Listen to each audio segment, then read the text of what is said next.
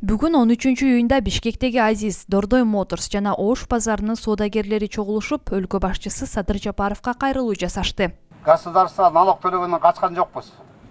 Государствого налогду 100% төлөгөнгө биз азырда дайынбыз. 10 кишиге ЭТТн жазып бересиң 10 жолу.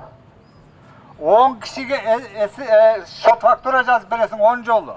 Жөн эле бул жерге чыгып алып балдарын таштап, балдарын ыйлатып коюп, бул жерде бардыгыңыз жөн эле чыктыңарбы, айткылачы? Өзүбүз грузчикпиз, өзүбүз товароведбиз, өзүбүз бухгалтербиз. Кутурдан бирден эметкенге клиент бизди күтпөйт экен. Налоговый только теорияны айтат, практика жок вообще. Былтыр келгенмин ушул жерге мына быйыл келип атам. Эл туура кабыл албай атат, эл кыйналып атат деп айтпай болбой, эмне тоскоолдук болуп атат сиздерге? Налоговыйлар келип баягы эле күндө айтып аткан декламациясын эле айтып атат. Биз товарымды кымбат сатканга аргасыз болом деген сөзү. А сен эртең жашайсың деген гарантияң барбы деп жооп берип атат. Мамлекет эмне жакырчылыкты каалап атабы же кандай болуш керек? Бай менен кедей бөлүнүп жашаш керекпи? Урматтуу Садыр Нуркожоевич, биздин сизге кайрылуубуз. Биздин сөзүбүз сизге жеткен жок. Депутаттар шайлоого мандатын койгон болгондо азыр бар жогу чуркап керек болчу. Итиңер кичине мындай үрүп калса, ушул тамак ичет окшойт, ушул бир нерсе болсо ошого кайрыласыңар. А бизде мына карапайым базардагы адамдар ит ордуна да көрүшкөн жок мына. Соодагерлердин наразычылыгына салык кызматынын Ленин району боюнча башчысы түшүндүрмө берди. Митинг боюнча айтып кетсек, бул соодагерлердин кайрылууларын уктуңуздар. Мен эми кыскача айтып кетсем, бүгүнкү күндө жалпысынан 90% жетип калды да. Ушул патенттин түрүнөн ошо салыктын башка түрлөрүнө өткөнүнө. Бул ошо единый налогду айтып кетсем да. Остор бул белектер. Адаттагыдай эле баары оңой. Остор дүкөндөрүнүн бирине келип, жапжаңы Infinix сатып аласың да, экинчи смартфонуңду белекке аласың. Булар менен бүтпөйт. Дагы сонун 2 белек сеники. Керемет. Сага смартфон керекпи? Сага белек керек. Анын ичинен 15 миллионго чейин акыркы 12 айда содасы 12 миллиондон ашпаса, бүт салыктан бошотулган да. Болгону баягы соцфонду төгүп коюш керек, бул өздөрүнүн пенсиясына. Бул кандай десек, бул деген ошол саткан товарына ЭТТн менен СФны камсыз кылып берет. И сатканда КК менен сатып салыш керек болду.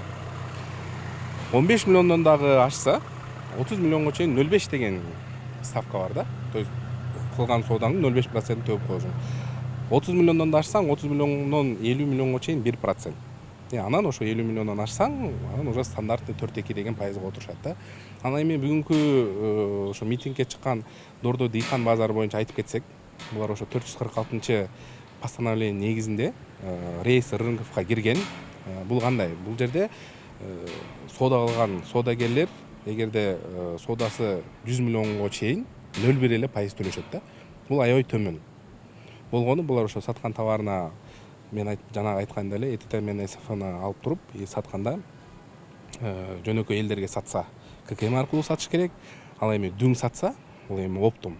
Анда бул ошо ЭТТнди жазып бериш керек да. Бул эмне үчүн? Эмне дегенде, например, Оштон бир оптомщик ушул жерден мисалы бир КАМАЗ товарды алса, ага бул сөзсүз түрдө ошо саткан товарларын көргөзүп бериш керек да. Анткени биз азыр Ошко барсак, ошол товар турат, документин сурасаң, документи жок болуп саналат. Документи жок товар бул нючтённый товар или контрабандный товар болуп саналат да. Ошондой болбош үчүн раз тиги киши акчасын берди, оптом алып атат, ага ошол ЭТТ менен СФны жазып бериш абзел да. ЭТТнин жазганда эле кыйынчылыгы жок.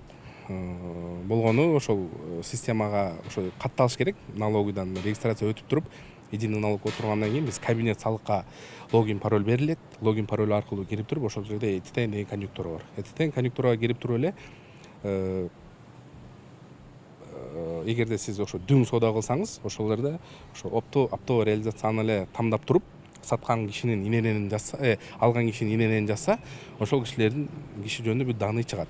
Кайсыл жерде соода кылат, кайсыл региондо, анан кайсыл машина менен кетет, номерин жазып туруп эле ошо өзүнө баягы чоң фирмалар же болбосо ошо импортерлор буга ЭТТ менен сатып берген товарларын списогунан тамдап туруп эле сатып коет да. Бул 5 мүнөт кетет. Жалпысынан айтканда 2023 жылдын ноябрынан баштап түшүндүрүү иштери жүрүп атат. Ошо түшүндүрүү иштеринин себебинен бүгүнкү күндө 90% киши ошол патент режиминен салыктын башка режимдерине өтүштү да. Бул ошо единый налогко өтүштү. Алар баары ККМ иштегенге буюрса даяр. ККМди бекер таратып атабыз уже. Болгону ошол маселе азыр ошол дүң саткан соодагерлерде болуп атат да маселечи. Ошо ЭТТН маселеси. Деле азыр ошол Дордой Дыйкан, ошол эле Азия Универсалда мындай дүң соода кылган соодагерлерге биз айттык. Келиңиздер, ошол инспекторлор барып силер үчүн жазып берели. 1 ай болобу, 1 жума болобу, ошол канча үйрөнгөнчө биз даярбыз. Жазып бергенге, үйрөткөнгө, буга чейин деле үйрөтүп атканбыз, азыр деле ошо үйрөткөнгө даярбыз. Бүгүн сунуштарды укуттук, бүт сунуштар берилди. Эми ошонун жообун күтөбүз.